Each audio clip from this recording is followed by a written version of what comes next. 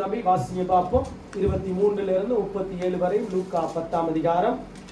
Puis il se tourna vers les disciples et leur dit en privé: Heureux les yeux qui se voient ce que vous voyez. En effet, je vous le dis, beaucoup de prophètes et de rois ont désiré voir ce que vous voyez et ne l'ont pas vu, entendre ce que vous entendez et ne l'ont pas entendu. Un professeur de la loi se leva et dit à Jésus pour le mettre à épreuve: Maître, que dois-je faire pour hériter de la vie éternelle? Jésus lui dit: Qu'est-il écrit dans la loi? Qui lis-tu? Il répondit: Tu aimeras le Seigneur ton Dieu de tout ton cœur, de toute ton âme, de toute ta force et de toute ta pensée, et ton prochain comme toi-même. Tu as bien répondu, lui dit Jésus, fais cela et tu vivras. Mais lui, voulant se justifier, dit à Jésus: Et qui est mon prochain?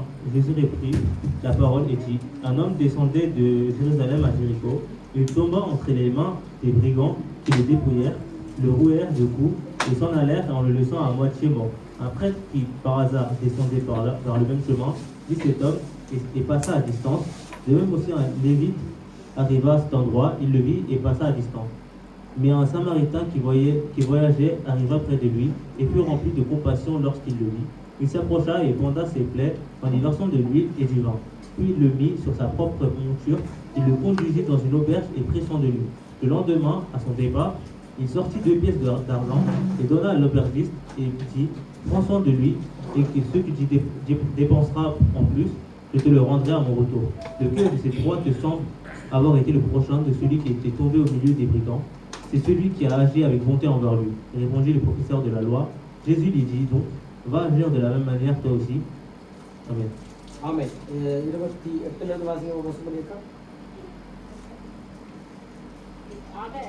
அவர் அவனை நோக்கி, நிதானமாய் உத்தரவு சொன்னாய், அப்படியே செய், அப்பொழுது பிழைப்பாய் என்றார். அவன் தன்னை நீதிமான் என்று காண்பிக்க மனதாய் இயேசுவை நோக்கி, எனக்கு புறன் யார் என்று கேட்டான். இயேசு பிரதியுத்தரமாக, ஒரு மனுஷன் எருசலேமிலிருந்து எரிகோவுக்கு போகையில் கள்ளன் கையில் அகப்பட்டார். அவர்கள் அவன் வஸ்திரங்களை உரிந்து கொண்டு அவனை காயப்படுத்தி உயிராக விட்டு போனார்கள். அப்பொழுது தற்செயலாய் ஒரு ஆசாரியன் அந்த வழியே வந்து அவனை கண்டு பக்கமாய் விலகி போனான். அந்தபடியே ஒரு லேவியனும் அந்த இடத்துக்கு வந்து அவனை கண்டு பக்கமாய் விலகி போனான். பின்பு சமாரியன் ஒருவன் பிரயாணமாய் வருகையில் அவனை கண்டு கனதுருகி விட்ட வந்து அவனுடைய காயங்களில் எண்ணெயும் திராட்சரசமும் பார்த்து காயங்களை கட்டி அவனை தன் சுய வாகனத்தின் மேல் ஏற்றி சத்திரத்துக்கு கொண்டு போய் அவனை பராமரித்தார். ஆமென். விஸ்வான உட்காருங்க. ஓகே. நிச்சயம் இருக்கணுமா? வார்த்தை கேட்கும் பொழுது நல்லா கேட்போமா? ஓகே. நாம் இந்த நாள்ல நாங்கள் புறஜாதியராகி இருக்கிறதான நம்மை ஆண்டவர் தேர்ந்தெடுத்தார். இதான் இன்றைக்குரிய தலைப்பு. புறஜாதி. நாங்கள் எல்லாரும் புறஜாதிகள். நாங்கள் யூதரும் அல்ல, கிரேக்கரும் அல்ல. ஆகவே நாங்கள் புறஜாதியார்கள், அந்நியர்களாக இருந்தோம். ஆகவே புறஜாதியாகிய நம்மை ஆண்டவர் தேர்ந்தெடுத்தார். ஆகவே இந்த சமாரியனுடைய சம்பவம் நமக்கு நல்லா தெரியும். பலவிதமான பிரசங்கங்களை பண்ணியிருக்கிறார்கள், நாம் கேட்டு இருக்கின்றோம். ஒவ்வொருவரும் ஒவ்வொரு விதமான கோணத்திலே பிரசங்கிப்பார்கள். ஒரே வார்த்தையை வைத்துக்கொண்டு அந்த வார்த்தையை பலவிதமான பிரசங்கங்களை பண்ணுவார்கள். நமக்கு தெரியும், ஒவ்வொரு விதமான கோணத்திலே பண்ணுவார்கள். ஒன்று சத்தியம் வெளிப்படும், இரண்டாவது அதிலே நாங்கள் பார்க்கக்கூடியது வெளிப்படும். ஒன்று சத்தியம் வெளிப்படும், இரண்டாவது அந்தந்த காலத்துக்கு ஏற்றபடி வெளிப்பாட்டை ஆண்டவர் கொடுப்பார். இதுதான் தேவனுடைய வசனம். ஓகே, இப்ப நாங்கள் ஒவ்வொரு காரியங்களை இந்த அதிகாரத்தை விட்டு எங்கேயும் போத்தவில்லை. இதே அதிகாரத்தில் இருக்கிறதான 5 காரியங்களை கடகடகடன்று நட்கு பார்ப்போம். முதலாவது ஒரு காரியத்தை நாங்கள் பார்க்க போகின்றோம். கொஞ்சம் மெல்லமா நாங்க வாசிப்போம். தம்பி, நீங்க மறுபடியும் வாசிங்க பார்ப்போம். அதே அதிகாரத்துல நீங்க வாசிங்க 28வது வசனத்தை ஒருக்கா வாசிங்க பார்ப்போம். Tu as répondu, lui dit Jésus, fais cela et tu vivras. ஆமென். வாசிங்க சொல்லிருக்கா. அவர் அவனை நோக்கி, நிதானமாய் உத்தரவு சொன்னாய், அப்படியே செய், அப்பொழுது பிழைப்பாய் என்றார். ஓகே, இப்ப நல்ல அருமையான ஒரு வசனத்தை நாங்கள் பார்க்கின்றோம். என்னவென்று கேட்டால் பாருங்க, அந்த வசனம் சொல்லுகிறது, நல்ல அருமையாய் சொல்லி கொடுக்கிற ஒரு காரியம். அவர் அவனை நோக்கி நிதானமாய் உத்தரவு சொன்னாய். இப்ப இதுக்கு முன்னுக்குள்ள வசனத்தை வாசிக்க பார்ப்போம். நீங்க வாசிக்க, தமிழ்ல வாசிக்க பார்ப்போம். அவன் பிரதியுத்தரமாக, தேவனாகிய கர்த்தரிடத்தில் உன் முழு இருதயத்தோடும், உன் முழு ஆத்துமாவோடும், உன் முழு பலத்தோடும், உன் முழு சிந்தையோடும் அன்பு கூர்ந்து, உன்னிடத்தில் அன்பு கூறுவது போல் புறனிடத்திலும் அன்பு கூறுவாயாக. என்று எழுதியிருக்கிறது என்றார். ஓகே, இப்ப இதுக்கு முன்னுக்குள்ள வசனத்தை நீங்கள் வாசிப்பீர்கள் என்று சொன்னால், நான் நித்திய ராஜ்யத்தை சுதந்திரித்துக் கொள்ளுகிறதுக்கு நான் என்ன செய்ய வேண்டும்? ஆகவே நித்திய ராஜ்யம் எப்படியா இருந்தது? யூதர்களுக்கு ஒரு கேள்வியா இருந்தது. ஏனென்று கேட்டால், இவன் ஒரு நியாய சாஸ்திரி. நியாய சாஸ்திரி யாரு? வேதத்தை நன்றாய் கற்றுக்கொண்டவன், 613 கட்டளைகளையும் கற்றுக்கொண்டவன், அதோடு சேர்த்து 10 கட்டளைகள், அப்ப 673 கட்டளைகளையும் அவன் கற்றுக்கொண்டவன். நன்றாக அவனுக்கு தேவனுடைய வார்த்தை தெரியும். இவன் தான் நியாய சாஸ்திரி என்று வேதம் சொல்லுகிறது. எதையுமே வேதத்தின்படி பேசத்தக்கவன், எதையுமே வேதத்தை சொல்லிக் கொடுக்கிற ஒரு நல்ல ஒரு டீச்சராய் இருந்தவன் என்று வேதத்திலே நாங்கள் பார்க்கின்றோம். ஆனால் இவனுக்கு எப்படியாவது இயேசு இவனுக்கு நித்திய ராஜ்யத்தை குறித்து கற்றுக் கொடுக்க வேண்டும். ஏனென்றால் நித்திய ராஜ்யத்தை சுதந்திரித்துக் கொள்கிறதுக்கு நான் என்ன செய்ய வேண்டும்? ஏனென்றால் இவன் பழைய ஏற்பாட்டினுடைய கோட்பாட்டில் இருக்கிறான், பழைய ஏற்பாட்டினுடைய நியாய பிரமாணத்தின்படி இருக்கலாம், பழைய ஏற்பாட்டினுடைய நியமங்களை கற்றுக்கொண்டவனாய் இருக்கிறான். ஆகவே இவனுக்கு ஒரு காரியத்தை ஆண்டவர் கற்றுக் கொடுக்கிறார். இவன் ஆண்டவரிடத்தில் கேட்கின்ற ஒரு காரியம் என்னவென்று கேட்டால், நான் நித்திய ராஜ்யத்தை சுதந்திரித்துக் கொள்ளுகிறதுக்கு நான் என்ன செய்ய வேண்டும்? அப்ப அவன் நித்திய ராஜ்யத்தை சுதந்திரித்துக் கொள்ளுகிறதுக்கு நான் என்ன செய்ய வேண்டும் என்று கேட்ட பொழுதே ஆண்டவர் ஒரு பதிலை கொடுக்கிறார். பாருங்க, அந்த பதிலை கொடுக்கும் பொழுது அவர் சொல்லுகிறார், நீ அவன்கிட்டே கேட்கிறார். ஆண்டவர் ஆண்டவரை தரிசிக்கிறதுக்கு என்ன செய்ய வேண்டும் என்று சொல்லும் பொழுதுதான் அவன் ஒரு காரியத்தை சொல்லுகிறான். என்னவென்று கேட்டா, பாருங்க, அவன் சொல்லும் பொழுது சொல்லுகிறான். அந்த வசனத்தை வாசிக்க பார்ப்போம். 26வது வசனத்தை ஒரு வாசிக்க பார்ப்போம். அதற்கு அவர் என்ன எழுதியிருக்கிறது, நீ வாசித்திருக்கிறது என்ன என்றார். இப்ப ஆண்டவர் ஒரு கேள்வியை கேட்கிறார் அவனிடத்திலே. சரி, ஓகே, நீ கேட்கிற நித்திய ராஜ்யத்தை சுதந்திரித்துக் கொள்ளுகிறதுக்கு என்ன செய்ய வேண்டும் என்று. ஆனால் நியாய பிரமாணத்தில் என்ன எழுதியிருக்கிறது என்று கேட்ட பொழுது அடுத்தவன் பதில் சொல்லுகிறான். வாசிக்க பாப்பா அடுத்த வசனத்தை. அவன் பிரதியுத்தரமாக, உன் தேவனாகிய கர்த்தரிடத்தில் உன் முழு இருதயத்தோடும், உன் முழு ஆத்மாவோடும், உன் முழு பலத்தோடும், உன் முழு சிந்தையோடும் அன்பு கூர்ந்து, உன்னிடத்தில் அன்பு கூறுவது போல பிறரிடத்திலும் அன்பு கூறுவாயாக என்று எழுதியிருக்கிறது என்றார். ஓகே, இப்ப இந்த அருமையான இந்த வார்த்தை நமக்கு புதிய ஏற்பாட்டுல அநேக இடங்கள்ல இருக்கிறது, பழைய ஏற்பாட்டுல இருக்கிறது. அப்ப அவன் சொல்லும் பொழுது என்ன சொல்லுகிறான்? ஏனென்று கேட்டா, அவன் யூதன், அவன் நியாய சாஸ்திரி. முதலாவது அவனுக்கு தெரியும் 10 கட்டளைகளினுடைய அர்த்தம் தெரியும். 613 கட்டளைகளை மனப்பாடம் பண்ணினவன். இவனுக்கு நன்றாகவே தெரியும். தெரிந்தபடியால் தான் ஆண்டவரிடத்திலே கேள்வி கேட்கிறான். ஆண்டவரும் ஒரு கேள்வியை கேட்கிறான். அந்த கேள்விக்கு அவன் நிதானமாய் பதில் சொல்லுகிறான். அடுத்த வசனத்தை வாசிக்கின்ற பொழுதே, நீர் சரியாய் பதில் சொன்னீர். ஏனென்று கேட்டால், நாங்க பாருங்க, ஒரு சில இடத்துல கேள்விகளை கேட்போம், அவர்கள் அந்த கேள்விக்கு மாறாக பதில் கொடுப்பார்கள். என்ன பதில் கொடுப்பார்கள்? அந்த பதிலுக்கு தக்கதான பதில் கொடுக்க மாட்டார்கள். சம்பந்தமில்லாத கதைகளை கதைப்பார்கள், சம்பந்தமில்லாத பதில்களை சொல்வார்கள். இது நம்முடைய வாழ்க்கையில நாள்தோறும் சந்திக்கிறதான ஒரு இயல்பான ஒரு காரியம். ஒரு தப்பு பண்ணிருச்சு, உள்ள தப்பு பண்ணிட்டு, நான் தப்பு பண்ணிட்டேன் அல்லது வேற யாரோ தப்பு பண்ணிட்டார்கள். இந்த தப்பை மறைக்கிறதுக்காக என்ன பண்ணுவார்கள்? வேறொரு சம்பவத்தை பேசுவார்கள், வேறொரு கதையை சொல்லி அப்படியே அந்த பிரச்சனையை முடிப்பார்கள். ஆனால் இவன் அப்படி கிடையாது. ஏனென்று கேட்டால், இவன் நியாய சாஸ்திரி.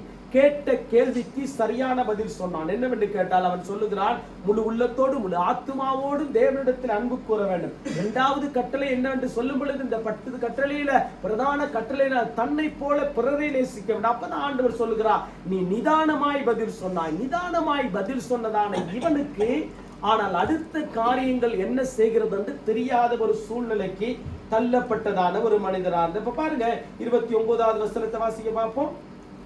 அவன் தன்னை நீதிமான் என்று காண்பிக்க மனதாய் இயேசுவை நோக்கி, எனக்கு பிறன் யார் என்று கேட்டான். இப்ப நல்லா கவனிக்கணும். இந்த நியாய சாஸ்திரிய போல இன்றைக்கு உலகத்துல பலர் இருக்கிறாங்க. இந்த நியாய சாஸ்திரி போல ஆவிக்குரிய பிள்ளைகளும் இருக்கிறார்கள். என்ன, தனக்கு எல்லாம் தெரியும், தன்னை விட்டால் ஒருவரும் ஆவிக்குரிய வாழ்க்கையிலே முன்னேற முடியாது, நான் ஒருவன் மாத்திரம்தான் உச்ச கட்டத்திலே ஆவிக்குரிய வாழ்க்கையில் இருக்கிறேன், தேவ பிரசன்னத்திலே நான் மாத்திரம்தான் நிறைந்திருக்கிறேன், எனக்குத்தான் வேதத்திலே 66 புத்தகங்களும் நன்றாய் நான் வாசித்து தேறினவன், ஆகவே எனக்கு நல்ல காரியங்கள் எனக்கு தெரியும், ஆகவே இது மற்றவர்களுக்கு தெரியாது. இது என்ன நல்ல தமிழ்ல சொல்லுவோம்னு சொன்னா, அடுத்தவர்களை மட்டம் தட்டுகிறதான மனிதன். அதுதான் இவனுடைய வாழ்க்கையில் இருந்தது. என்ன, இந்த ஆவிக்குரிய வாழ்க்கையில கற்றுக்கொள்ள வேண்டியது என்னவென்று கேட்டால், ஒவ்வொரு காரியங்களை நாம் கற்றுக்கொள்வோம். இந்த சமாரியனுடைய சம்பவத்திலே ஒவ்வொரு காரியங்களை நாங்கள் கற்றுக்கொள்ள போகின்றோம். என்ன காரியம்? இப்ப இவன் என்ன சொல்கிறான்? எனக்கு பின்பதாக யார்? ஏனென்று கேட்டால் அவன் தன்னை நியாயப்படுத்துகிறான். ஏனென்று அவன் நியாயஸ்தாத்திரி, அவனுக்கு எல்லாம் தெரியும், வேதத்தை நல்லா தெரியும், 5 புத்தகங்கள் நல்லா தெரியும், யூதர்களுடைய கலாச்சாரத்திலே நல்ல வசனங்கள் தெரியும். ஆனால் என்னை விட யார், தனக்கு பிறகு யார் நீதிமான்? அதுக்குத்தான் ஆண்டவர் ஒரு பதிலை கொடுக்கிறார். வாசிங்க பாப்பா அடுத்த வசனத்தை. அவர் அவனை நோக்கி நிதானமாய் உத்தரவு சொன்னார், அப்படியே செய், அப்பொழுது பிழைப்பாய். அடுத்தது 29 நாம் சொல்லுவோம். 29 அவன் தன்னை நீதிமான் என்று காண்பிக்க மனதாய் இயேசுவை நோக்கி, எனக்கு புறம் யார் என்று கேட்டார். அடுத்தது இயேசு பிரதியுத்தரமாக, ஒரு மனுஷன் எருசலேமில். இப்ப ரைட், ஓகே. இப்ப ஆண்டவர் அடுத்த சம்பவத்துக்கு அவனை கொண்டு போகிறார். ஏனென்று கேட்டால் அவனுக்கு சுவிசேஷம் அறிவிக்கப்பட வேண்டும், அவனுக்கு இயேசு யார் என்பதை அறிவிக்கப்பட வேண்டும், இயேசுனுடைய தன்மை என்ன என்பதை சொல்லிக் கொடுக்க வேண்டும். இந்த பூமியிலே வாழுகிறது கொஞ்ச காலம்தான், ஆகவே இந்த இரக்க சுபாவத்தை கற்றுக் கொடுக்க வேண்டும். ஏனென்றால் இயேசு இரக்க சுபாவம் உள்ளவர், இயேசு கிருபை உள்ளவர். ஆகவே அந்த கிருபையும் இரக்கமும் நிறைந்ததான இயேசு இவனுக்கு அந்த காரியத்தை கற்றுக் கொடுக்கிறதுக்கு ஒரு வழியை ஆயத்தப்படுத்துகிறார். ஏனென்றால் இவன் நியாயசாஸ்திரி, இவன் இயேசுகிட்டே கேள்வி கேட்கிறான். இன்றைக்கு பாருங்க, அநேகர்கள் கேள்வி கேட்டு ஆண்டவர்கிட்டே கேள்வி கேட்டு வாழ்க்கை பாதி போயிரும். 65-70 வயசு ஆகின பிறகு சொல்றது, ஆகவே இந்த வாழ்க்கை எனக்கு தேவையா? அதை முதல்ல சொல்லியிருந்தா வேற ஏதாவது பண்ணியிருக்கலாமே. அந்த 70 வயசு வரையும் 80 வயசு வரை ஒரு சிலருடைய வாழ்க்கையை பார்த்தா 40-45 வயசுக்கு ஐயோ இது என்ன வாழ்க்கை, இது எப்படி வாழ்க்கை? ஆனால் இவருடைய வாழ்க்கையில என்ன? ஆண்டவரிடத்திலே ஒரு கேள்வியை கேட்கும் பொழுது ஆண்டவர் சரியாய் பதில் சொல்ல வேண்டும். ஆண்டவர் ஞானம் உள்ளவர் தான், அறிவுள்ளவர் தான், புத்தி உள்ளவர் தான். ஆகவே சகலவற்றையும் சிருஷ்டித்தவர் தான், சகலமும் அவர் மூலமாய் உண்டாக்கப்பட்டதுதான். ஆனால் ஞானமாய் செயல்பட வேண்டும். ஆகவே தான் இயேசு ஞானமாய் செயல்படுகிறதுக்கு ஒரு காரியத்தை சொல்லுகிறாரே, அவனுக்கு கற்றுக் கொடுக்க வேண்டும். அவன் நியாயசாஸ்திரி தான். நீ 613 கட்டளைகளை நீ கற்றுக்கொண்டபடியால் உன்னிடத்திலே இரக்க குணமில்லை. நீ 10 கட்டளைகளை கற்றுக்கொண்டபடியால் இரக்க சுபாவம் இல்லை, அன்பு இல்லை, அடைக்கலம் இல்லை, மற்றவர்களை ஏற்றுக்கொள்ளுகிற தன்மை இல்லை, மற்றவர்களை நேசிக்கிறதான காரியம் இல்லை. நியாயப்பிரமாணம் தான். ஆகவே 613 கட்டளை தான். ஆண்டவர் சொன்ன நியமங்கள் தான். இதை விட்டு வெளியே வரவில்லை. ஏனென்று கேட்டால் அதற்குத்தான் இந்த 2வது 10 கட்டளையில 2வது கட்டளை ஆண்டவர் குறைச்சி கொண்டு வந்தார். என்னவென்று கேட்டா, தன்னை போல பிறரை நேசிக்க வேண்டும். ஆகவே அது எவனுக்கு தெரியவில்லை. ஆனால் அவன் நிதானமாய் பதில் சொன்னான். நியாயப்பிரமாணத்தில் என்ன இருக்கிறது? ஆகவே முழு உள்ளத்தோடு முழு ஆத்மாவோடும் தேவனிடத்தில் அன்பு கூறு. 2வது என்ன? ஆகவே தன்னை போல பிறரை நேசிக்கணும். தனக்கு என்ன காரியம் இருக்கு? அந்த 6 கட்டளைகள், அந்த 4 கட்டளை ஆண்டவருக்கும் நமக்கும் உள்ளதான கட்டளை. இந்த 6 கட்டளையும் எப்படியாப்பட்ட ஒரு கட்டளை? தன்னை போல பிறரை நேசிக்கிறதான கட்டளை. ஆகவே இது இவனுக்கு தெரியும், ஆனால் இதுல இவனுக்கு கிரியை இல்லை. ஆனால் இயேசு இதை படைத்தவர், இந்த வார்த்தை சொன்னவர். ஆகவே இவரிடத்தில் என்ன இருக்கிறது? கிரியை இருக்கிறது, இரக்க சுபாவம் இருக்கிறது, கிருபை இருக்கிறது, தயவு இருக்கிறது, மற்றவர்களுக்கு உதவி செய்கிற மனப்பான்மை இருக்கிறது, செத்து போனவனை உயிரோடு எழுப்பத்தக்கதான வல்லமை இருக்கிறது. கஷ்டப்பட்டு பாருங்க, பாடும் பொழுது நல்ல ஒரு பாட்டு, துக்கங்கள், கண்ணீர்கள், கவலைகள் இருக்கும் பொழுது அதை களிப்பாய் மாற்றத்தக்கதான வல்லமை உள்ளவர். நல்ல வார்த்தை சொன்னார் ஏசாயா தீர்க்கதரிசியின் வழி எதுவோ தெரியல, எங்களுக்கு என்ன வழியும் தெரியல, வலது புறம் போறோமா இடது புறம் தேவமா தெரியல, ஆனால் ஆண்டவர் தான் எங்களுக்கு வழி. ஆனால் அந்த வழி இவனுக்கு தெரியாமல் போய்விட்டது. ஆகவே தான் இயேசு சொல்லும் பொழுது அந்த காரியத்தை சொல்லுகிறார். அந்த வசனத்தை வாசிங்க பார்ப்போம். தம்பி நீங்க வாசித்து அடுத்து வாங்க பார்ப்போம். பிரெஞ்சில் அடிக்கடி வாசிப்போம். வாசிங்க பார்ப்போம். Jésus reprit la parole et dit, un homme descendait de Jérusalem à Jéricho, il tomba dans les mains de brigands qui le dépouillèrent et le roulèrent des coups et s'en allèrent en le laissant à moitié mort. Okay, இப்ப சமாரியனுடைய அந்த படத்தை போடுவோம். இப்ப பாருங்க, சமாரிய கலாசிங்க பார்ப்போம். 30வது வசனத்தை. இயேசு பிரதியுத்தரமாக மனுஷன் எருசலேமிலிருந்து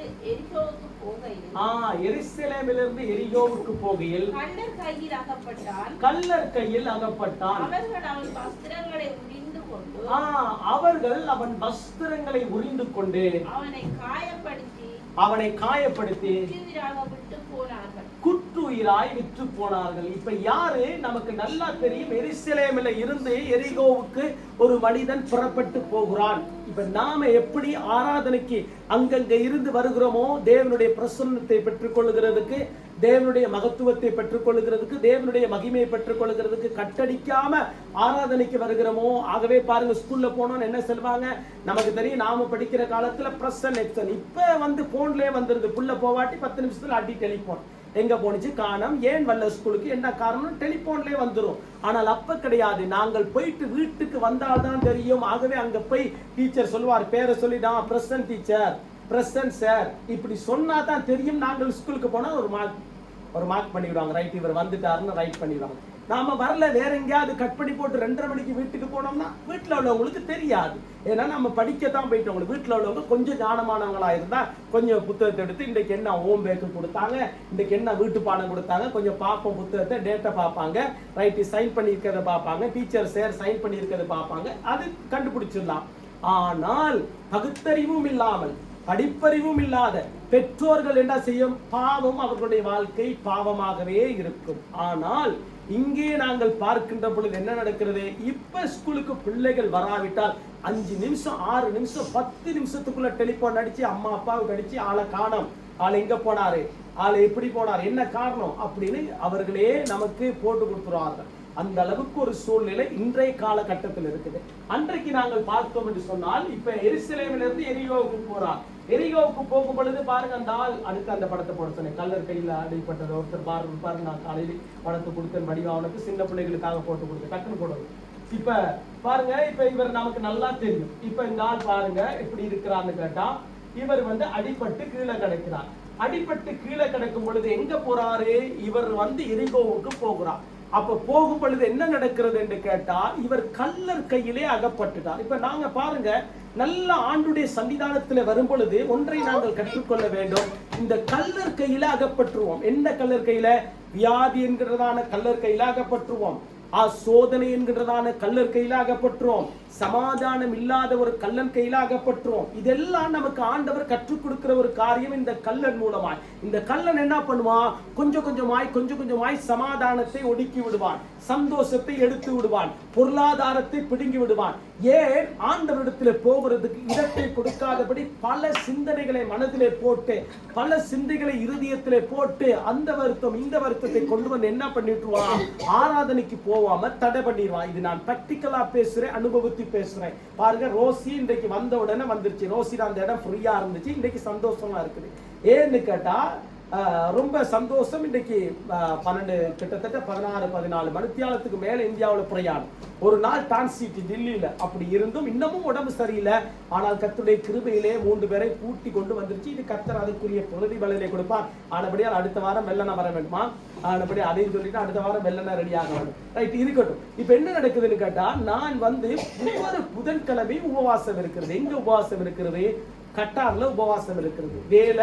வேலையில இருக்கும் பொழுதே உபவாசம். சில நேரங்களில் ஒரு சேர்ச்சுக்கு போயிட்டு அந்த சேர்ச்சில் கொஞ்சம் டைம் கட்டி அந்த 2 மணி நேரம் டைம் இருக்கும் பொழுது அந்த 2 மணி நேரத்துக்கு பிறகு திரும்ப நான் வேலைக்கு போகணும்.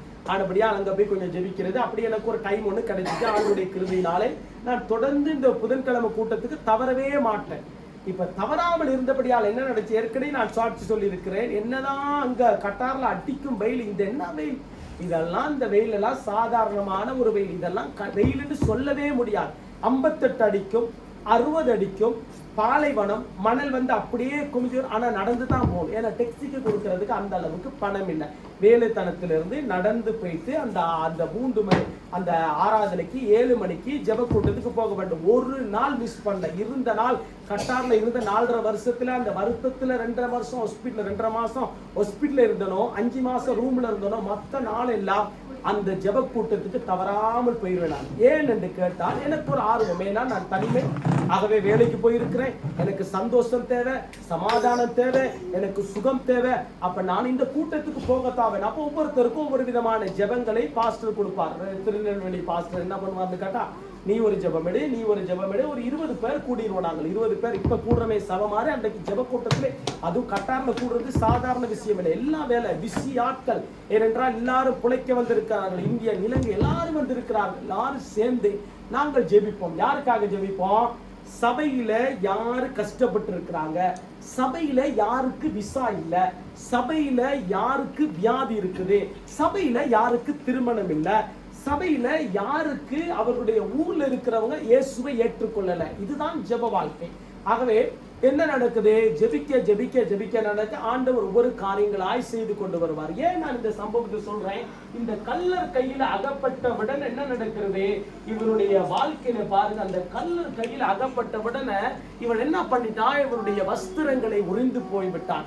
இவனை உரிந்து தன்னுடைய வஸ்திரங்கள் அட்டி ஒட்டப்பட்டோன காயம். ஆகவே நமக்கும் ஒரு சில நேரங்கள்ல சில காயங்கள் வரலாம், இருதயத்துல சில காயங்கள் வரலாம், சரீரத்துல சில விதமான காயங்கள் வரலாம். ஆனால் அந்த காயத்தை யார் குணப்படுத்த முடியும்? இயேசுதான் குணப்படுத்த முடியும். ஏன்? நம்மை புறஜாதியாகிய நம்மை ஆண்டவர் தேர்ந்தெடுத்திருக்கிறார். இப்ப இந்த கள்ளர் கையில அகப்பட்டவுடனே என்ன நடக்கிறது? இந்த கள்ளன், இந்த திருடன் என்ன பண்ணிட்டான்? அப்ப ஆண்டவர் வந்து அந்த கள்ளனை சத்துருவுக்காக அடையாளமாக காண்பித்து கொடுக்கிறார் இந்த நியாயசாஸ்திரிக்கு. ஏனென்று கேட்டால் இவன் புரிந்து கொள்ள வேண்டும், நித்திய ராஜ்யத்துக்கு போகிறதுக்கு, நித்திய ராஜ்யத்துக்கு போக போறேன் 63 613 கட்டளையை படித்தனால நீ நித்திய ராஜ்யத்துக்கு போக முடியாது. நீ 10 கட்டளையை வாசிக்கிறனால நீ பரலோகத்துக்கு போக முடியாது. நீ 10 வசனங்களை மனப்பாடம் பண்ணினால நீ பரலோகத்துக்கு போக முடியாது. பெரிய ஏதோ வேதத்தை 66 புத்தகங்களும் நீர் படிச்சனால நீர் பரலோகத்துக்கு போக முடியாது. ஆனால் அதனுடைய வாழ்க்கைக்கும் உன்னுடைய வாழ்க்கைக்கும் ஈடுபாடு உண்டா? ஒட்டி வாழ்கிறையா, இணைந்து வாழ்கிறையா என்று ஆண்டவர் கேட்காமலே கேட்கிற ஒரு வசனம் தான் இங்க பாரு. அந்த வசனம் சொல்லுது 30வது வசனத்தை மறுபடியும் வாசிங்க பார்ப்போம். அந்த பாடத்தை அப்படியே இருக்கட்டும். இயேசு பிரதியுத்தரமாக பாருங்க, எருசலேமிலிருந்து எரிகோவுக்கு போகையில் கள்ளர் கையில் அகப்பட்டான். அவன் வஸ்திரங்களை உரிந்து கொண்டு அவனை காயப்படுத்தி குற்றுயிராய் விற்று போனார்கள். இப்ப கள்ளன் கையில இழப்பை சந்திக்கிறான். யார்? இந்த மனுஷன். இந்த மனுஷன் ஆண்டவரை அறியாத மனுஷன், யூதர் தான். ஆகவே இந்த மனுஷன் எருசலேமிலிருந்து எரிகோவுக்கு போகிற வழியில என்ன நடக்கிறது? இவனுடைய வாழ்க்கையிலே ஆண்டவர் கொண்டு வருகிற ஒரு காரியம் என்று கேட்டால், இவன் யூதன், ஆனால் இவனுக்கு ரட்சிப்பு இல்லை. இவன் யூதன், ஆனால் இவனுடைய வாழ்க்கையிலே சந்தோஷம் இல்லை, சமாதானம் இல்லை, ஆசீர்வாதம் இல்லை. ஏன்? அதெல்லாம் அவருடைய வாழ்க்கையிலே பிடுங்கிட்டான். பிடுங்கின பிறகு என்ன நடக்கிறது? இவருடைய வாழ்க்கை தனிமையாக்கப்பட்டான், வெறுமையாக்கப்பட்டான். ஆகவே இவனுக்கு ஒன்றுமே இல்லாம ஒரு தனி மனிதனாய் இருக்கிறான், ஒரு தனி மரத்தை போல இருக்கிறான். இவன் தான் யார்? இழந்த ஒரு மனுஷனாய் இருக்கிறான். இப்ப நம்முடைய வாழ்க்கையில இழந்து போன அநேக காரியங்களை ஒவ்வொன்னா பேப்பர் எடுத்து, வெள்ளை பேப்பர் எடுத்து எழுதி எழுதி எழுதி பார்த்தோம்னு சொன்னாக்க, சிறு 12 வயதுல இருந்து அறிவு பிறந்த வயது 12 வயதுல வச்சுக்கொள்ளுமே. இப்ப இருக்கிற பிள்ளைகள் எல்லாம் நம்முடைய காலத்துல சொல்றேன், 12 வயதுல இருந்து ஒவ்வொரு காரியமா எழுதி பார்த்தோம்னா எத்தனை இழப்பை சந்தித்திருக்கிறோம் என்று நாம் சொல்ல முடியும். அதே போல அந்த இழப்பிலிருந்து நாம எப்படி மீண்டு கொண்டோம், அந்த இழப்பிலிருந்து ஆண்டவர் எப்படி நமக்கு ஒரு திருப்பு முனையை கொடுத்தார், எப்படி நமக்கு ஒரு மாற்றத்தை கொடுத்தார் என்று அதையும் கண்டு கொள்ள முடியும். இப்ப ஆண்டவர் என்ன பண்ணுகிறார்? இப்ப கள்ளன் கையில் அகப்பட்டான். இவன் இழந்து போன மனுஷனாய் நிற்கிறான். இழந்து போன மனுஷனுடைய வாழ்க்கையில இப்ப ஆண்டவர் வந்து அந்த காரியத்தை இவனுக்கு கற்றுக் கொடுக்க வேண்டும். இப்ப 31வது வசனத்தை வாசிங்க பார்ப்போம். ஒரு ஆசாரியன் அந்த வழியே வந்து அவனை கண்டு பக்கமாய் விலகி போனான். ஓகே, இப்ப ஆசாரியன் இந்த படத்தை போடுங்க பார்ப்போம். தம்பி நீங்க ஒரு வாசிங்க பார்ப்போம். 31. Un prêtre qui par hasard descendait par le même chemin vit cet homme et passa à distance. Okay, வாசிங்க சுமதியக்கா. அப்பொழுது தற்செயலாய் ஒரு ஆசாரியன் அந்த வழியே வந்து பாருங்க, ஆசாரியன் அந்த வழியே வந்து, இவர் ஆசாரியன் அவனை கண்டு பக்கமாய் விலகி போனான். இப்ப நல்லா கவனிக்கணும், இந்த ஆசாரியனை குறித்து வேதம் சொல்லுகிறது. நீங்கள் வாசித்து பார்ப்பீர்கள் என்று சொன்னால், லேவியாரம் புத்தகம், என்னாகம் புத்தகம், உபாகமம் புத்தகம், யோசுவாவின் புத்தகம். ஆகவே இதெல்லாம் வாசித்து பார்த்தீர்கள் என்று சொன்னால், ஆசாரியத்துவம் என்னத்துவம்? ஆராதனையிலே ஜனங்களை வழிநடத்த வேண்டும், ஆராதனையை சரியாய் செய்ய வேண்டும், பலி செலுத்த வேண்டும், ஜனங்களுடைய பாவத்துக்காக பாவ நிவார்த்தி செய்ய வேண்டும். ஆகவே ஒரு வருஷத்துக்கு ஒருக்கா அவர் போயிட்டு வர வேண்டும். ஏனென்று கேட்டால், அவர் வந்து ஜனங்களுடைய பாவத்தை நீக்கிறதுக்காக புறாவையோ மாட்டையோ ஆட்டையோ அடிக்க வேண்டும். ஆகவே அடித்து அந்த இரத்தத்தை பூச வேண்டும். பூசினால்தான் பாவம் நிவர்த்தி செய்கிறார் என்று பழைய ஏற்பாட்டினுடைய கோட்பாடு. இப்ப இந்த ஆசாரியன் எப்படியாப்பட்ட ஆசாரியனா இருக்கிறான்? ஜனங்களுடைய பாவத்துக்காக தேவ சமூகத்தில் நிற்கிற ஒரு மனுஷன், ஆராதனையிலே சரியாய் ஜனங்களை வழிநடத்துற மனுஷன். ஏனென்றால் இவனுக்கு நல்ல வார்த்தை தெரியும். ஆகவே ஆசாரியத்துவம் சாதாரண ஆசாரியத்துவம் அல்ல. ஆகவே அந்த ஆசாரியன் தான், ஆகவே தான் ஆரோனை ஆண்டவர் ஆசாரியத்துவத்துக்காக அழைத்தார் என்று வேதம் சொல்லுகிறது. ஆனால் புதிய ஏற்பாட்டின் காலத்திலே ஆசாரியர்கள் யார்? நானும் நீங்களுமா இருக்கிறோம். இது எபிரேயர் ஆக்கிய நிருபத்தில் நீங்கள் வீட்டில் போய் வாசித்து பார்த்தீர்கள் சொன்னா அதனுடைய சம்பவத்தை கற்றுக்கொள்ள முடியும். இப்ப புதிய ஏற்பாட்டினுடைய ஆசாரியர், முதலாவது ஆசாரியார் யாரு? கர்த்தராகிய இயேசு கிறிஸ்து. ஆகவே அந்த ஆசாரியராகிய இயேசு கிறிஸ்து நாம் எல்லாருக்கும் அந்த ஆசாரியத்துவத்தை கொடுத்தார். என்ன? ஆண்டவரை டிரெக்டாய் தொழுது கொள்ளுகிறதுக்கு, ஆண்டவரை நேரடியாய் ஆராதிக்கிறதுக்கு. இப்ப ஆசாரியன் மூலமா தான் அன்றைக்கு பாவங்கள் நிவர்த்தி செய்கிறதுக்கு ஒரு ஆளை வச்சிருந்தார். இந்த மனுஷன் பாருங்க, நல்ல வார்த்தை தெரியும், நல்ல வார்த்தை தெரியும். இந்த மனுஷனுக்கு நல்ல வார்த்தை இப்ப நியாயஸ்தானத்திற்கு கற்றுக் கொடுக்கிறார். ஏனென்று கேட்டால் புறஜாதியாகிய என்னையும் உங்களையும் ஆண்டவர் தேர்ந்தெடுக்கிறதை எப்படி என்பதை கற்றுக் கொடுக்கிறதுக்காக. இப்ப இயேசுதான் வழி, இயேசுதான் சத்தியம், அவரை அல்லாமல் பரலோகத்துக்கு போக முடியாது, அவர்தான் பரலோகத்தில் இருக்கிறார், அவர்தான் பாவ நிவாரத்திற்கு உத்தரவாதம் உள்ளவர் என்பதை காண்பித்துக் கொடுக்கிறதுக்காக மறைவாக சொல்லுகிற காரியம் பாருங்க. ஆசாரியன் அதை காண்கின்றான். யார் காண்கின்றான்? யாரை காண்கிறான்? இந்த கல்லர் கையில் அகப்பட்டதான இழப்பை சந்தித்ததான மனுஷன். நீங்க பாருங்க, தமிழ் மக்கள் நமக்கு தெரியும், இந்த ஐரோப்பியா தேசத்துல இன்னைக்கு 16 வருஷம் நான் வாழுறேன். இந்த 16 வருஷத்துல எத்தனை பேர் முகம் பார்த்து தமிழர்கள் கதப்பார்கள்? எத்தனை பேர் வணக்கம் சொல்லுவார்கள்? எத்தனை பேர் வன்னியில இருந்து வந்தவர்கள் நமக்கு தெரியும், யாழ்ப்பாணத்திலிருந்து வந்தவர்கள். நம்மளோட ஊரை சொல்றேன், நம்மளோட நாட்டை சொல்றேன். ஆனால் அவருடைய வாழ்க்கை எப்படி இருக்கும்? கொஞ்சம் ஒரு கடந்த நாட்களை சொன்னேன், கொஞ்சம் 3-4 மாசம் அல்லது 1 வருஷம் 2 வருஷம் போன உடனே வன்னிங்கிற ஒரு இடம் இருக்குதான்னு நமக்கிட்டே கேட்பாங்க. யாழ்ப்பாணம் அது அந்த பக்கம் கேகேஎஸ் ரோட்டுன்னு ஒன்று இருக்குதா அப்படின்னு கேட்பாங்க. நான் கண்டிருக்கேன். இதெல்லாம் வாழ்க்கையில நான் பார்த்தது வளமை போல நம்ம பார்க்கிற ஒரு காரியம். ஆனால் இந்த ஆசாரியனும் அதே ஒரு சூழ்நிலை தான். வேதம் தெரியும், நல்ல ஆண்டவரை ஆராதிக்கிறதுக்கு நல்லா தெரியும், ஜனங்களை சரியாய் வழிநடத்த தெரியும், ஆண்டவருக்கு நேராக வழிநடத்த வேண்டிய ஞானம் பெற்றவன். ஆனா இவனிடத்துல என்ன இல்லை?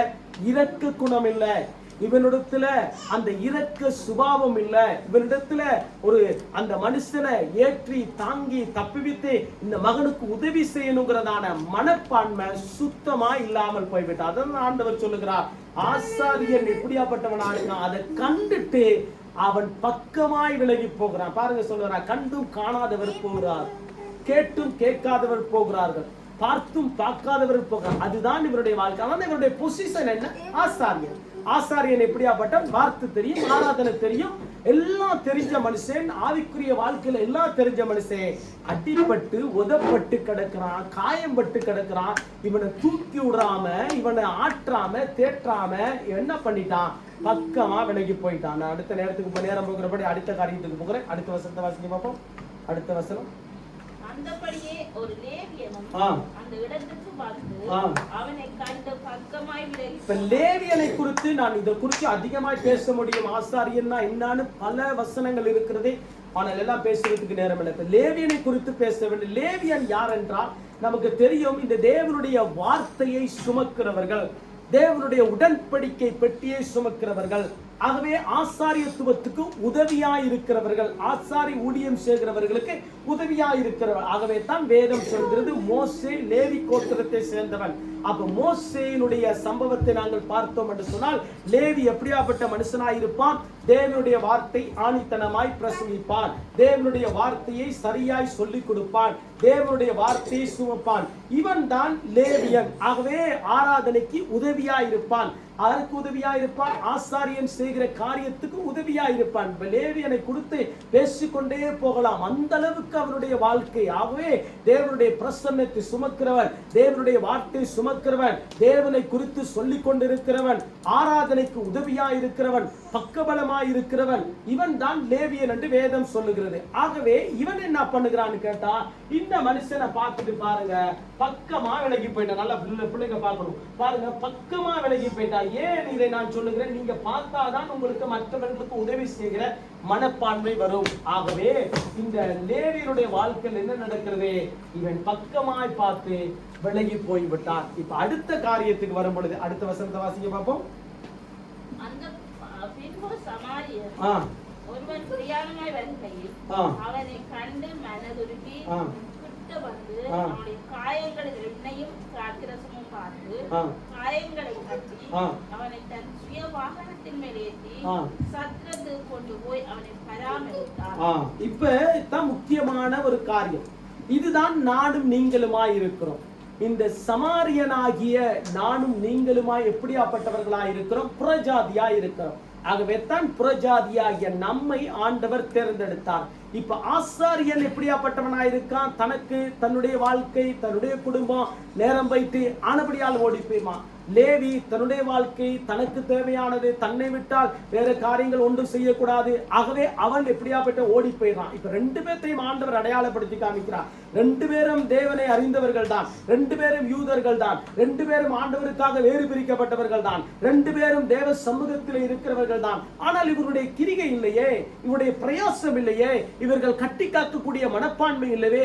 ஆனால் சமாரியன் எப்படியாப்பட்டவர்களாய் இருக்கிறார்கள்? சமாரியர்களும் யூதர்களும் இணைய மாட்டார்கள். ஏன் என்று கேட்டால், ஆகவே தான் நமக்கு தெரியும், இந்த சமாரியா ஸ்திரீ யாக்கோபுடைய கிணறிலே தண்ணீர் எடுக்கும் பொழுது என்ன நடந்துச்சு?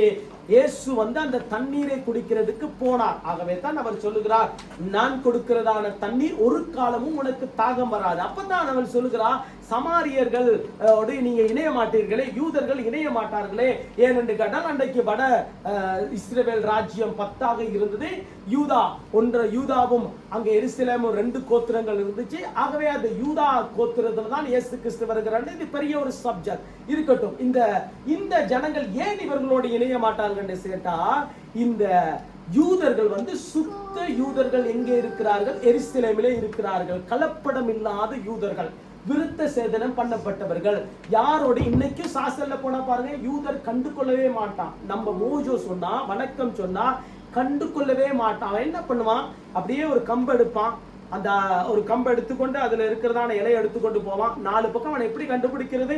இந்த பொக்கெட்ல 2 விதமான அப்படியே நூல் தொங்கும், இல்லாட்டி தொப்பியை பார்க்கலாம். இதுதான் அவனுடைய அடையாளம். இங்கே சத்தோலமன்ல இருக்கிறாங்க. ஆனால் கண்டுகொள்ளவே மாட்டான். நம்ம சிரிச்சாலும் சிரிக்க மாட்டான். ஏன்? முரட்டாட்டம் உள்ளவர்கள். அவர்களுடைய வாழ்க்கை முரட்டாட்டம். அவர்களுடைய வாழ்க்கை அப்படியே அந்த தாழ்மை மனப்பான்மை இல்லை, கிரியை இல்லை. அது என்ன அவர்களுக்கு தெரியும்? நாங்கள் தான் மேன்மை உள்ளவர்கள், நாங்கள் தான் ஆசாரியர்கள், நாங்கள் தான் லேவியர்கள். ஆனால் உதவி செய்கிற மனப்பான்மை இல்லையே. அதற்குத்தான் இந்த சமாரியர் இணையவே மாட்டார்கள். ஏனென்று கேட்டால், அசிரியானுடைய ராஜ்யத்திலே சமாரியர்களுடைய வாழ்க்கையில் என்ன நடந்துச்சு? அசிரியர்கள் அங்கங்க ஜனங்கள் அந்த யூதர்களை பிடிச்சு கொண்டு போயிட்டு கொஞ்சம் யூதர்களை விட்டு வச்சுட்டு போயிட்டான். அந்த கொஞ்சம் யூதர்களோட சேர்ந்து மற்ற தேசத்தில் உள்ளவர்களெல்லாம் கலந்த பிற்பாடு இவர்கள் இப்ப நமக்கு தெரியும் தானே, இலங்கையில் உள்ளவர்களும் கருவலும் ஒன்னா திருமணம் பண்ணிக்கிறார்கள் நமக்கு தெரியும். அதே போல இலங்கையில் உள்ள தமிழர்களும் அரபிக்காரர்களும் திருமணம் பண்ணிக்கிறார்கள் நம்ம பார்க்கிறோம். இப்ப இந்த நாட்கள்ல நடக்கிறது நிறைய கல்யாணங்கள் இன்றைக்கு கலப்புல நடக்குது நமக்கு தெரியும். அவர்களுக்கு அவருடைய கலாச்சாரம் வேறு, அவர்களுடைய பண்பாடு வேறு, அப்படியே மாறிக்கொண்டு வந்துருது இன்றைக்கு. ஏன் நான் பிரான்ஸ், ஏன் நான் யூரோப்னா அப்படித்தான் கொஞ்சம் அட்ஜஸ்ட் பண்ணி தான் வாழணும். நிறத்தை பார்க்க கூடாது, கலரை பார்க்க கூடாது, மொழியை பார்க்க கூடாது, இனத்தை பார்க்க கூடாது என்கின்றதான அந்த கேட்டகரிக்குள்ள ஜனங்கள் இன்றைக்கு வந்துட்டார்கள். இருக்கட்டும், அது ஒரு பக்கம் இருக்கட்டும்.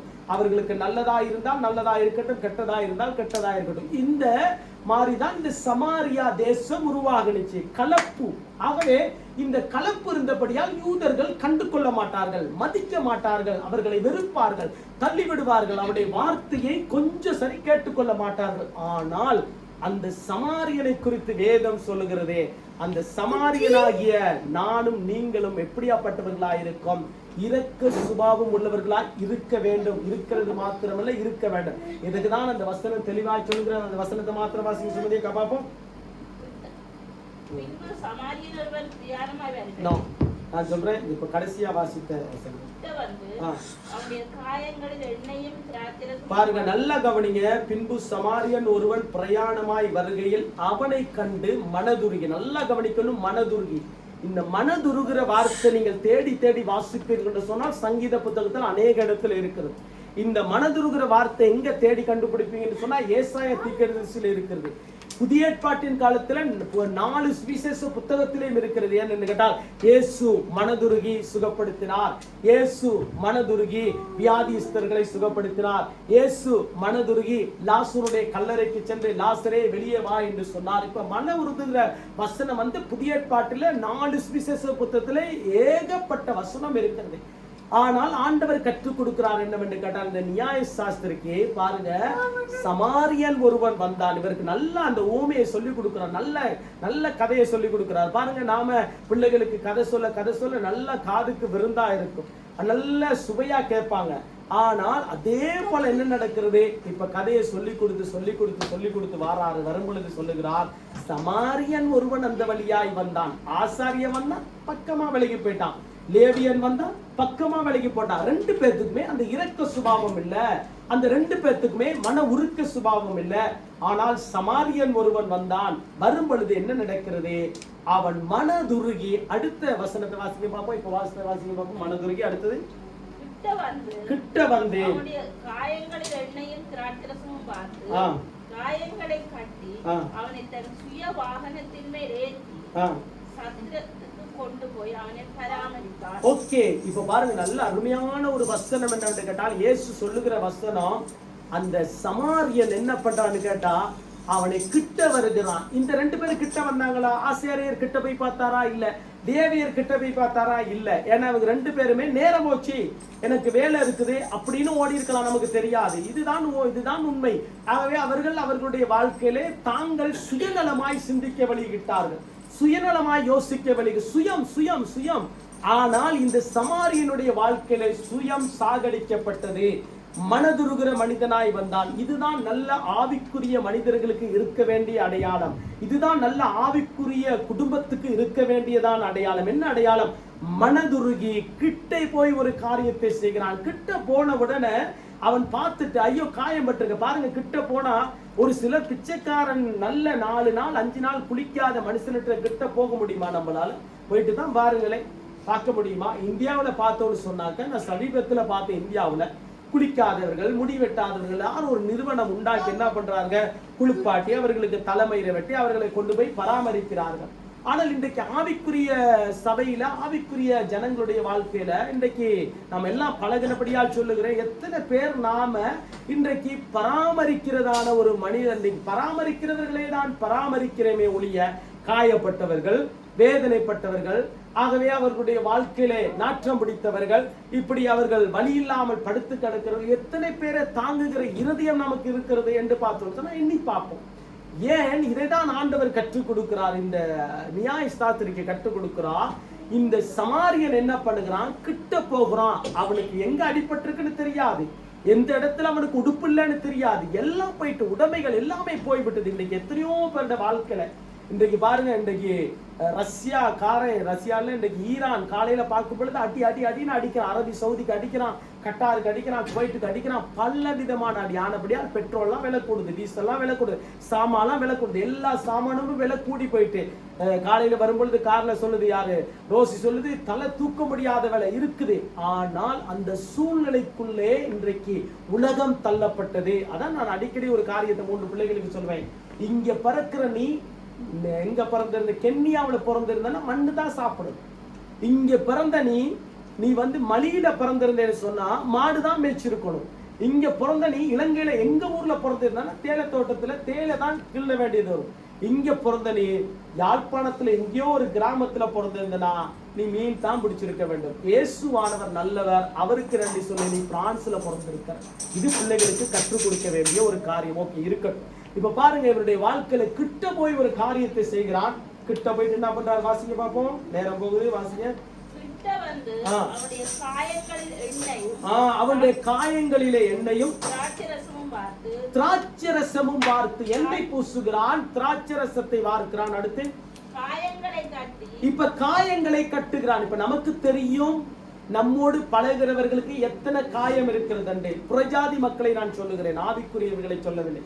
எத்தனை பேருக்கு காயம் இருக்கிறது, எத்தனை குடும்பத்துக்கு காயம் இருக்கிறது. இப்ப இயேசு நல்ல சுவிசேஷத்தை அவருக்கு அறிவிக்கிறார், சுவிசேஷத்தை அறிவிக்கிறார். இரண்டாவது சுவிசேஷம் சொல்லுகிறனாய் அவனுக்கு காண்பித்து கொடுக்கிறார். இதுதான் ஆண்டவருடைய நல்ல அருமையான ஒரு தேவ செய்தி. ஒன்று, கிட்ட போய் அவனுக்கு என்ன பண்றான், எண்ணெய் பூசுகிறான், திராட்சரசம் பார்க்கிறான், இவருடைய காயத்தை கட்டுகிறார். இப்ப காயம் கட்டுகிறதான ஊழியம் பெரிய ஊழியம்.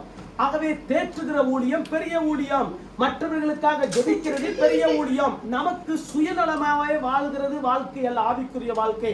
சுயமாக வாழ்ந்தவர்கள் யார்? இந்த ஆசாரியரும் இந்த லேவியருடைய வாழ்க்கை சுயம்தான். இந்த சுயத்தை விட்டவர்கள் கீழே இறங்கல. 613 கட்டளை தெரியும், நல்ல நியாய பிரமாணம் தெரியும், ஆண்டவரை ஆராதிக்க தெரியும், பலி செலுத்த தெரியும். ஆனால் சுயத்தை விட்டு வெளியே வரவில்லை.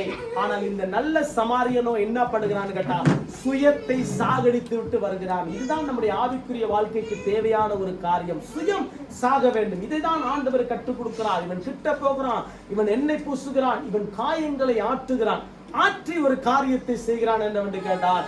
இவன் சுயமாய் இருக்கிறதான அந்த என்ன வசனம் போட்டிருக்கு பாருங்க பார்ப்போம். ஏற்றி என்ற சுய சரீரம், சுய வாகனத்தின் மேல் ஏற்றி. நல்லா கவனிக்கணும். இப்ப இந்த ஆசாரியனுக்கும் இந்த லேவியனுக்கும் வாகனம் இருந்திருக்கும், சுய வாகனம் இருந்திருக்கும், தெரியாது. ஆனால் இவனுக்கு சுய வாகனம் இருந்துச்சு. இவன் வந்து அடிப்பட்டவனுக்கு உதவி செய்யறான், காயப்பட்டவனுக்கு உதவி செய்யறான். நல்லா கவனிக்கணும். இப்ப அடுத்த சுய வாசிக்க பார்ப்போம். சுய வாகனத்தின் மேல் பாருங்க, சத்திரத்துக்கு கொண்டு போய். இப்ப என்ன ஆண்டவர் சொல்றார், வீட்டுக்கு சபைக்கு நீர் கொண்டு போய் பராமரிக்க வேண்டும். ஆகவே பராமரிக்கிறது, பராமரித்து அடுத்த வசனத்தை வாசிக்க பார்ப்போம். மறுநாளிலே தான் புறப்படும் போது 2 பணத்தை எடுத்து சத்திரத்தின் கையிலே கொடுத்து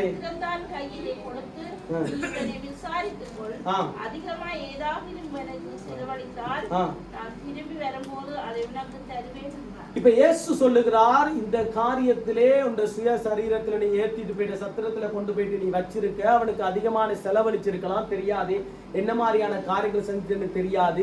ஏன் இந்த இரக்க குணம் வர வேண்டும், இந்த நியாயசாத்திற்கு இரக்க குணம் வர வேண்டும் என்றால் ஆசாரியர் லேவியர் ஆகிய இவர்களுக்கு இரக்க குணம் இல்லை. ஆகவே இதை ஆண்டவர் கற்றுக் கொடுக்கிறார். கற்றுக் கொடுக்கும் பொழுதுதான் அவர் சொல்லுகிறார், இந்த காரியத்தை நீ செஞ்சிருக்கலாம், நீ பராமரித்திருக்கலாம். ஆகவே 2 காசையும் கொடுக்கிறார். அடுத்த வசனத்தை வாசிக்க, அதான் முக்கியமான ஒரு காரியம். இப்படி இருக்க கள்ளர் கையில் அகப்பட்டவனுக்கு பாருங்க, இந்த 3 பேரில் எவன் பிறனாய் இருந்தான்? இப்ப இயேசுடத்துல மாட்டிட்டாரு. இயேசுடத்துல மாட்டின உடனே இவர் கேள்வி கேட்டுட்டார். கேள்வி கேட்டோன்னா ஆண்டவர் பதிலே சொல்லிட்டார். திரும்ப ஆண்டவர் கேள்வி கேட்கும் பொழுது அதுக்கும் நிதானமா பதில் சொல்லிட்டான். இப்ப கடைசியா இந்த சம்பவத்தை, இந்த ஊமையை சொல்லிட்டு வந்துட்டே இப்ப கடைசியாய் ஒரு கேள்வி கேட்கிறார். என்னவென்று கேட்டால், இப்படி இருக்க கள்ளர் கையிலே அகப்பட்டவனுக்கு, இப்ப வியாதியில, வருத்தத்துல, துன்பத்துல கஷ்டப்பட்டு இருக்கிறவங்களுக்கு, பிரச்சனை போராட்டத்தின் மத்தியிலே வாழுகிறவர்களுக்கு, சுயநிலவு இல்லாதவர்களுக்கு, ஆகவே காயப்பட்டு இருக்கிறவர்களுக்கு, தனிமையிலே வாட்டுகிறவர்களுக்கு, தனிமையிலே தன்னுடைய வாழ்க்கையை போக்கடிக்கிறவர்களுக்கு நாம் உதவி செய்கிறதுக்கு நாம் முன் வருகிறோம். ஓகே, இது இருக்கட்டும். இப்ப ஆண்டவர் என்ன பண்ணுகிறார், இப்படியாப்பட்டதான இந்த கள்ளர் கையில அகப்பட்டவனுக்கு இந்த 3 பேரிலே எவன் பிறனாய் இருந்தான், எவன் உதவியாய் இருந்தான்? நல்ல தமிழ்ல போட்டு பிறனாய் இருந்தான், உதவியாய் இருந்தான். யார் இவனை தூக்கி விட்டார்? யார் இவனுக்கு காயம் கட்டினா? யார் இவனுக்கு எண்ணெய் பூசினார்? இந்த ஆசாரியன் பூசினானா? இல்ல. லேவியன் பூசினானா? இல்ல. லேவியனுக்கு என்ன வேலை? ஆண்டுடைய வார்த்தை சுமந்து போற மட்டும்தான் வேலை. ஆனா அந்த வார்த்தையை அவர் சொல்றது மட்டும்தான் அவர் வேலை. ஆனால் அந்த வார்த்தையில கிரிகை இல்லை. ஆசாரியனுக்கு என்ன வேலை? ஆராதனை செலுத்துவான், பலி செலுத்துவான், பாவ நிவார்த்தி செய்வான், எல்லாம் பண்ணுவான். ஆனா ஜனங்களை ஆராதனையில வழி நடத்துவான். ஆனால் இரக்க சுபாவம் இல்ல, அவனுக்கு மன உருக்க சுபாவம் இல்ல. இந்த சமாரியராகிய எனக்கும் உங்களுக்கும் ஆண்டவர் சொல்லுகிற காரியம் என்னவென்று கேட்டால், புறஜாதியாகிய நம்மை ஆண்டவர் தேர்ந்தெடுத்து மிக முக்கியமான ஒரு காரியம் என்னவென்று கேட்டால், நாம் இரக்கமுள்ளவர்களாய் இருக்க வேண்டும். ஆகவே நன்மை செய்கிறவர்களா இருக்க வேண்டும். இதுதான் இயேசு என்ன பண்றாரு கேட்டா, புதிய ஏற்பாட்டில் வேதம் சொல்லுகிறதே, அவர் நன்மை செய்கிறவராய் சுற்றித் இருந்தார். அவர் கலிலியா தோறும் கீர்த்தியும் புகழ்ச்சியுமாய் அவருடைய பேர் பிரசித்தமாய் இருந்துச்சு. காரணம் என்னவென்று கேட்டால் மன உருக்கம், இரக்கம், கிருபை, தயவு, இது எல்லாம் இருந்துச்சு.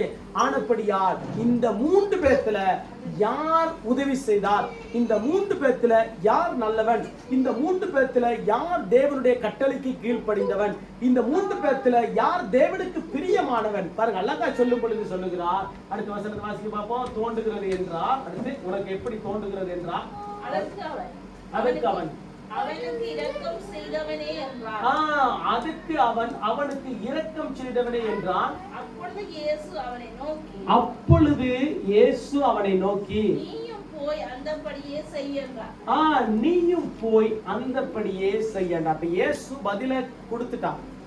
ஆரம்பத்துல கேள்வியை தொடங்கினான் இவன், கடைசியா ஆண்டவர் கொண்டு வந்து முடிச்சுட்டார். இதுதான்பா என்னத்தை நீ செய்ய பாருங்க, அழகா சொல்லுகிறா, அந்தபடியே செய் என்றார். என்றால் அதுக்கு அவன் அவனுக்கு இரக்கம் செய்தவன் என்றான். ஏனென்றால் அவன் நியாய சாஸ்திரி, நல்லா தெரியும், அவனுக்கு பதில் சொல்ல தெரியும், நல்ல வேதத்தை குறிச்சு தெரியும். அதுதான் அவன் சொல்லுகிறான். நல்லா கேட்டுட்டு சொல்றான், இரக்கம் செய்தவன் தானே. அதுக்கு தான் இயேசு சொல்ற, அதை போய் நீயும் செய்யும். ஒன்று, ஆண்டவர் அவனுக்கு சுவிசேஷத்தை கொடுக்கிறார், அவனுக்கு இயேசுதான் வழி என்பதை காண்பித்து கொடுக்கிறார். இரண்டாவது ஒரு காரியத்தை காண்பித்து கொடுக்கிறார், இரக்கம் உன்னுடைய வாழ்க்கையில இருக்க வேண்டும். நீ 613 கட்டளை கற்றுக்கொண்ட நாள ஒன்று நடக்க போறதல்ல. 10 வசனங்களை 119வது சங்கீதத்தில் 176 வசனத்தை மனப்பாடம் பண்ணினால ஒன்று நடக்க போறதுல. அது உன் வாழ்க்கையிலே கிரிகை செய்கிறதா, அது உன் வாழ்க்கையிலே தோற்றமாய் அமைகிறதா, அது உன் வாழ்க்கைக்கு ஈடு இணையா இருக்கிறதா, அதுதான் ஆண்டவர் பேசுகிறவராயிருக்கு. அப்ப நம்முடைய வாழ்க்கையில நாம கொஞ்சம் யோசிக்கணும். இந்த இடத்துல ஒன்று, நாம் புறஜாதியான மக்களாகிய நம்மை ஆண்டவர் தேர்ந்தெடுத்தார். அதாவது சமாரியாவுக்கு ஒப்பிட்டு பேசும் பொழுது, சமாரியா மனுஷனுக்கு ஒப்பிட்டு பேசும் பொழுது என்ன, அவன் மன உருக்கம் உள்ளவன், நீனும் மன உருக்கம் உள்ளவனாயிரு என்று இந்த நியாயசாஸ்திரம் சொல்ல. இதுதான் ஆண்டவர் நமக்கு சொல்லுகிறான், நீங்களும் மன உருக்கம் உள்ளவர்களாயிருங்கள். ஏனென்றால் நான் மன உருக்கம் உள்ளவனாய் இருந்தேன். ஏனென்று கேட்டால் நான் உதவி செய்கிறவராய் இருந்தேன், நான் வியாதிஸ்தர்களை சுகப்படுத்தினேன், நான் போராட்டம் பிரச்சனை உள்ளவர்களுக்கு கை கொடுத்தேன், அவர்களை தூக்கிவிட்டேன், ஒரு திருப்புமுனையாய் இருந்தேன், ஆகவே அவர்களை வத்திக்க பண்ணினேன். அதை தான் நீங்களும் செய்ய வேண்டும். ஏனென்றால் நீங்களும் என்னுடைய பிள்ளைகள், நீங்களும் என்னுடைய குடும்பம், நீங்களும் என்னுடைய விசுவாசிக்கிறவர்கள். ஆகவே இதை நீயும் செய்ய என்று அவனுக்கு கற்றுக் கொடுக்கிறார், நமக்கும் ஆண்டவர் கற்றுக் கொடுக்கிறார். ஆகவே நம்முடைய வாழ்க்கையில ஒன்று நாங்கள் கற்றுக்கொண்டோம். இந்த சமாரியாவின் சம்பவத்திலே நாங்கள் இந்த லூக்கா எழுதின சுவிசேஷம் 10வது அதிகாரத்தில் வீட்டில் போய் கொஞ்சம் வாசித்து பாருங்க. இந்த வசனத்தை வாசித்து யார் இந்த நியாயஸ்தாத்திரி, இந்த நியாயஸ்தாத்திரியுடைய வாழ்க்கையில என்ன குணாதிசயம் இருந்துச்சு, லேவி என்ற வாழ்க்கையில என்ன குணாதிசயம் இருந்துச்சு, ஆசாரி என்ற வாழ்க்கையில என்ன குணாதிசயம் இருந்துச்சு. ஆனால் இந்த கள்ளனா இருந்தானே, இந்த திருடனா இருந்தானே, சத்துரு எப்ப பார்த்தாலும் நம்முடைய குடும்பத்துல ஏதேதோ களவெடுத்துக்கிட்டு போயிடறான், கொஞ்சமா அதை எடுத்துட்டு போயிடறான், சமாதானத்தை பிடிங்கிட்டு போயிடறான், சந்தோஷத்தை பிடிங்கிட்டு போயிடறான், பொருளாதாரத்தை பிடிங்கிட்டு போயிடறான், சுகத்தை பிடிங்கிட்டு போயிடறான். இந்த கள்ளன் வேணாம் நமக்கு.